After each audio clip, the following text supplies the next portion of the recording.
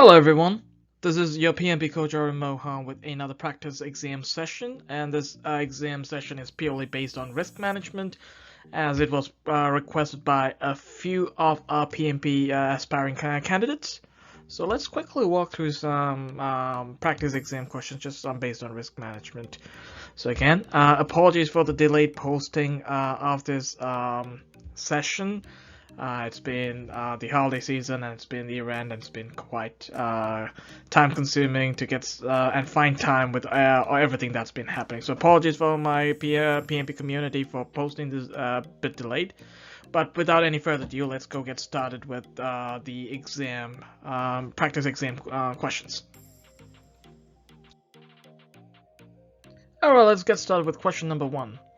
Jessica is a project manager for COVID-19 vaccination project. COVID-19 vaccinations, interesting, okay.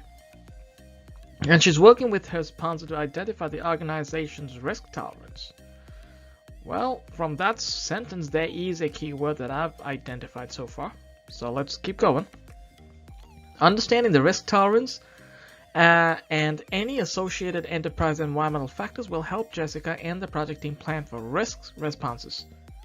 An organization's risk tolerance is also known as what? Alright, before we take a deep dive into this question, let's just look at what our options are. A is risk acceptance. B, qualitative analysis. C, quantitative analysis. D, utility function. Alright, so let's just take a quick dive into this and see what the keywords are. So from me, based on this, I would say risk tolerance is the key word because the ultimate question is an organization's risk tolerance is also known as what? So risk tolerance is a key word here. Now, as we can see here, there's a lot of stuff, they were talking about EEFs and, COVID-19 project, and, we have to identify this and that. As we have mentioned in the previous videos, there is some information that may not all pertain to what we're looking for. So keep that in mind. Just don't let all this too much information just confuse you. So here's the keyword: risk tolerance. What is it? What is it also known as? What? Risk acceptance? No, it's definitely not. That we can eliminate that off. Qualitative analysis. It is not. It's a type of risk analysis, not about a tolerance. It does not talk about anything to do with risk tolerance. Quantitative analysis, the same. No, it does not apply. So the best answer here is the utility function. All right, because utility function, according to the PMBOK on the page, I think it's it's in 48 and 49 of the PMBOK 6th edition. It actually describes the utility function describes a person's willingness to tolerate risk. So that is your answer based off the PMBOK. All right, so let's move to the next one. Question number 2. Brittany is the project manager of the World Trade Center project. And part of her requirement in this role is to create a risk management plan. There we go. Which of the following is not part of a risk management plan? There we go. We have the keywords right there. It is a risk management plan. So let's look at what.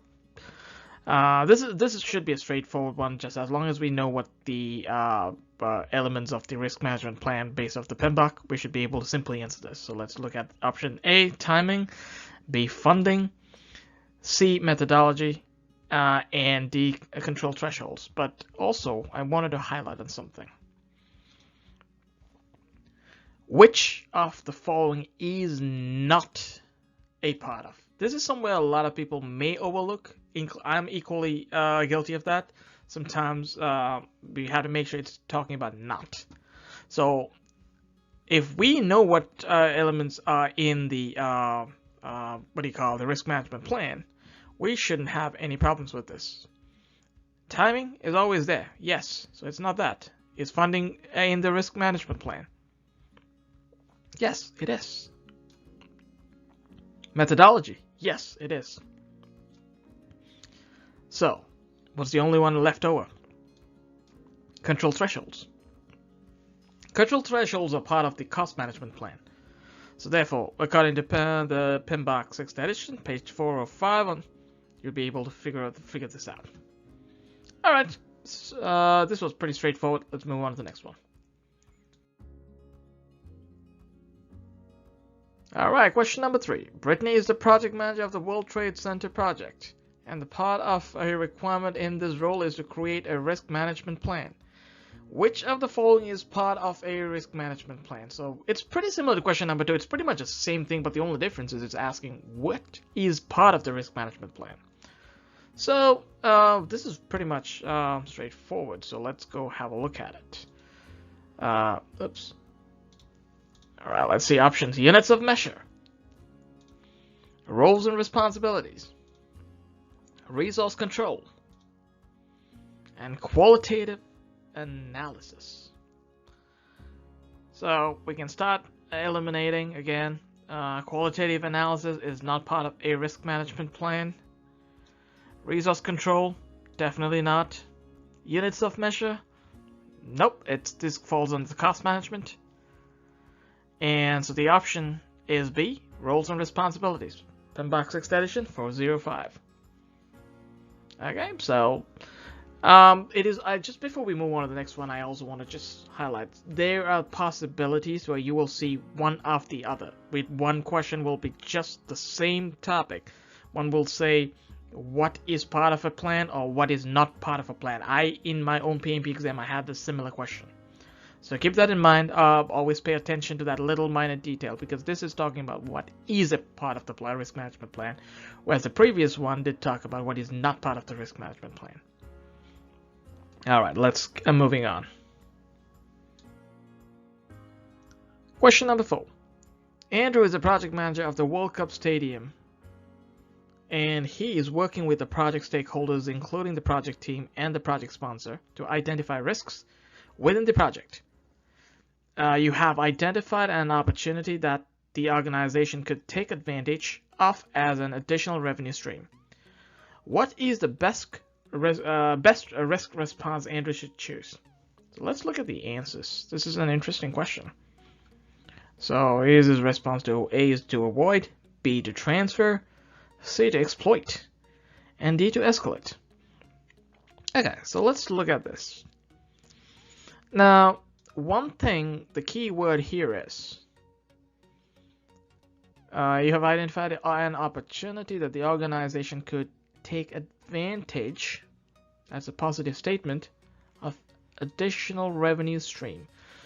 So keep this in mind. Risks are always not a bad thing. All right, there's risks are also a good thing. There's a positive and negative risk. So this is referring to a very positive risk.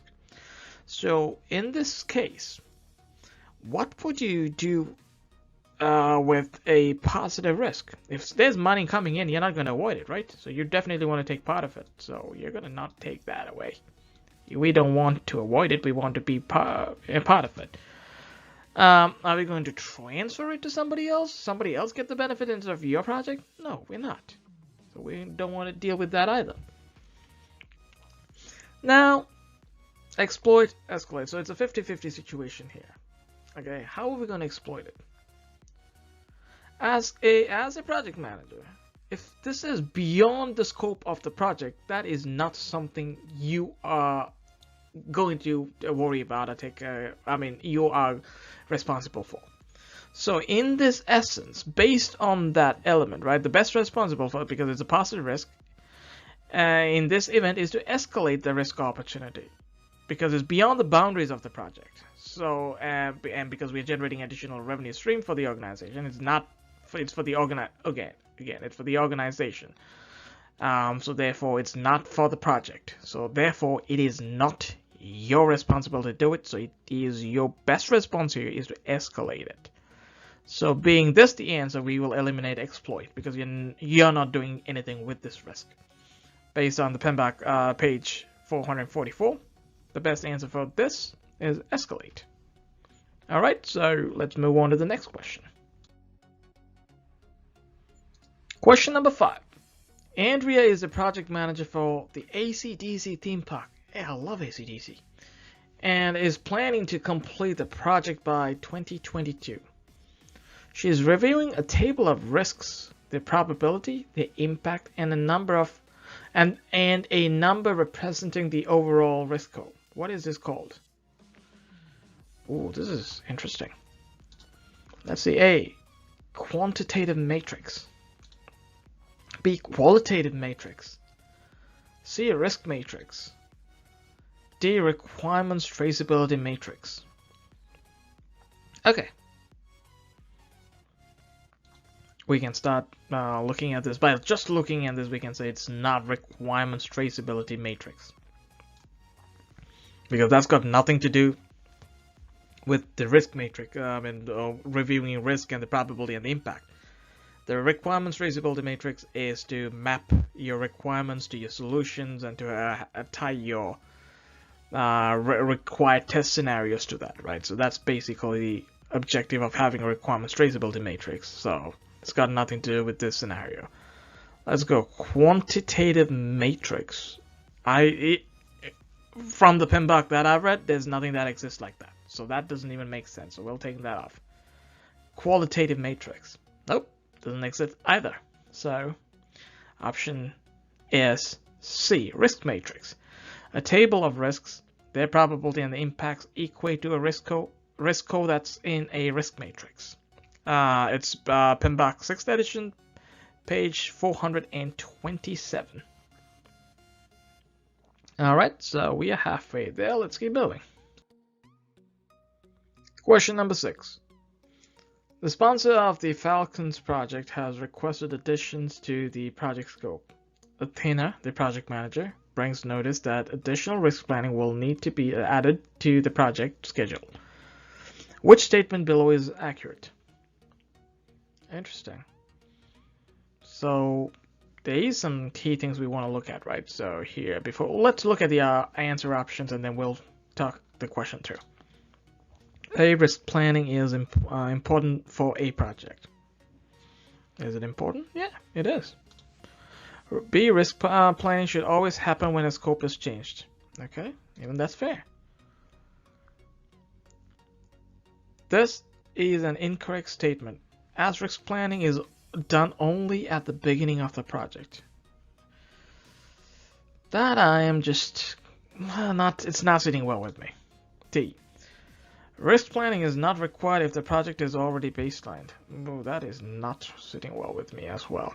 Okay, but anyway, we'll see the question. Go through the question again, right? The sponsor has requested additions to the project scope. So this is something. So there is change to the project scope, and she brings notice the additional risk planning will need to be added to the project schedule. So, see, one thing with this type of questions, right? You have to select the best answer. Not some answers may be right and they may be not the best possible answers. Some things are not. I mean, like risk planning is important for our project. Yes, that is very important. That is an accurate statement there. Even though it says which is below is accurate, this is an accurate statement. So I'm gonna leave this here for the time being, right? I'm not gonna touch that. Risk planning should always happen when the scope is changed. Now, this seems to be a better answer. B seems to be a better answer than A to me, because we're talking about additions to the scope, and risk planning should always happen when scope is changed. Yes, risk planning should always happen when a scope is changed, or any changes in the project. You have to do that, right? So this is a much better answer for me. So therefore, I'm going to eliminate A here. C. This is an incorrect statement, as risk planning is only done at the beginning of the project. Yeah, no, it is not only done at the beginning of the project. Risk planning is done throughout the project life cycle. So that is incorrect. I'm taking that out. Risk planning is not required if the project is already baseline. That is also incorrect. Even if it's baseline, if there's a change, if there's gone through a change management process, then yes, you have to do risk planning. So the best answer based on this is B. And again, please refer to page 437 on the PMP 6th edition to get more information on that.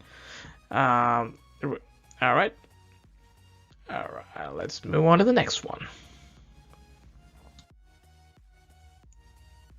Question number 7.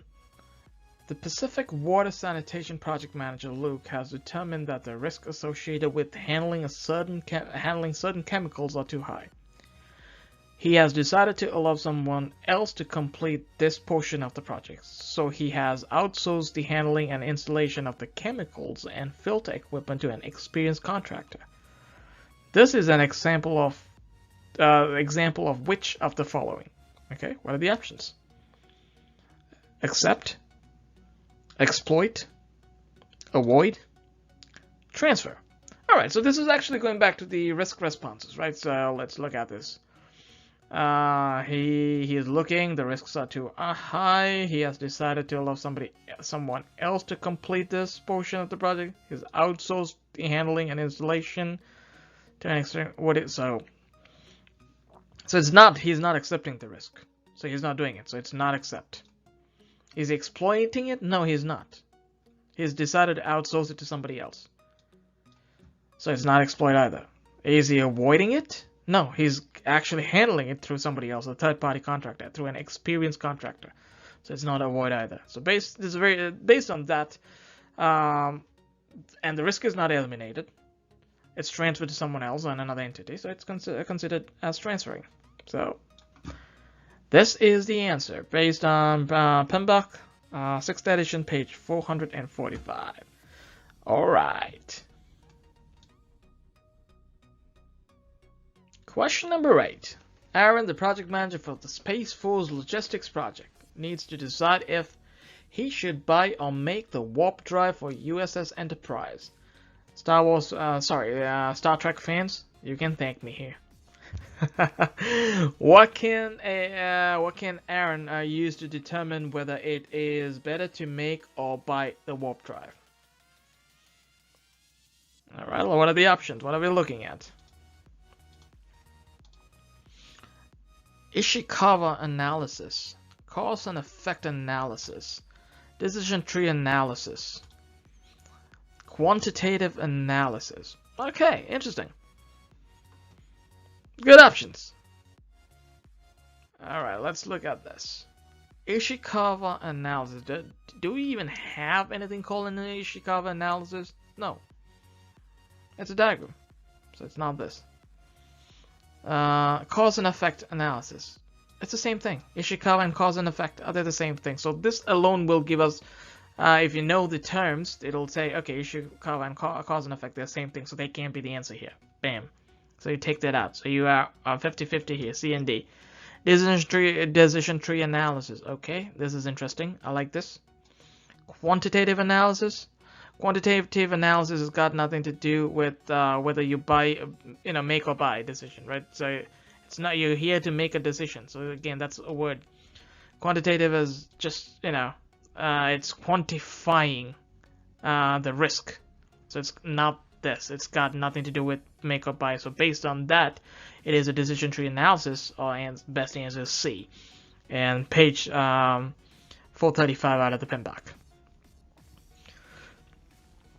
And yeah, before I just exit this, I want to just say, a decision tree model is what we use actually to separate the pros and cons, and versus to help us understand whether we buy or build.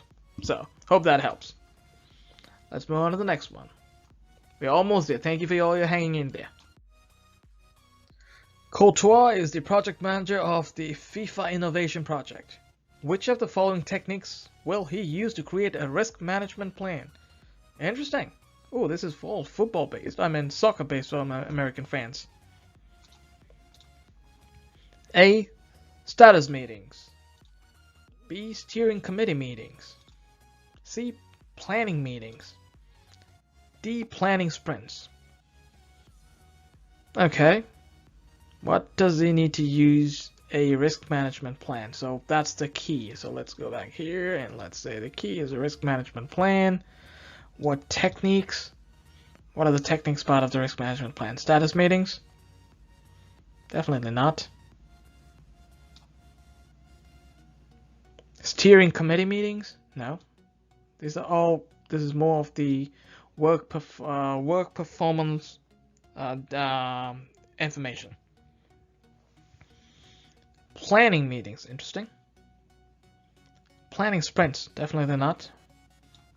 Based on this, 437 page of the PMP, planning meetings is used to create the risk management plan. Where the project manager, the project team leaders, the stakeholders, and the other people all sit down who have the power to make decisions regarding risk management plan will have to attend the meetings, and then that this is the best feasible plan, feasible answer out of the options. Okay, let's move on to the next one. Okay, we're almost there. So question number 10. You have identified a risk in your project that can affect the whole organization's success. Oh, that sounds very serious. This risk is beyond your authority as a project manager. What should you do with the risk event? Alright, what are the options? Escalate it to management. B. Mitigate the risk. C. Transfer the risk. D. Avoid the risk. Alright. So in this essence, let's go start working through this. Alright, what do we have? It's impacting the organization's risk.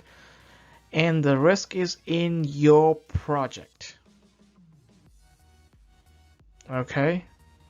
But here's a point. It is a risk in your project, but it can affect the whole organization's success. So in that element, it may be beyond you. Oh wait, it does say that. The risk is beyond your authority as a project manager. What should you do? Very interesting. You're not going to mitigate this risk if you don't have the authority. Okay, if this risk is beyond your authority. Let's look at an example. Say for example, because I think this is something people need to understand. Like, say you're running this project, and you have a regulatory deadline that is requiring you to change the scope. You need to add something. So that regulatory thing that is impacting your entire organization, right? So now changing the scope, that decision is beyond the authority of your project because it's regulatory. It's beyond. So you have to involve like the legal compliance and all of that people. So it's beyond your project overall because it's going to impact the organization. So in that sense, what are you going to do? You are not going to deal with it because you need the subject matter experts to deal with this situation, So you can't so therefore you can't mitigate it. Can you transfer it? No, you can't transfer it either. Because it's not something like if it's a regulatory thing that your organization have to do it, and you guys have to do it, but you will have to figure out how to do it. So in that essence, so we can't transfer it either. We can't give it to a third party to do it until that is a decision taken by the subject matter experts. And you can't avoid it because if it's a regulatory problem, you're going to get fined or you're going to have some issues to deal with it.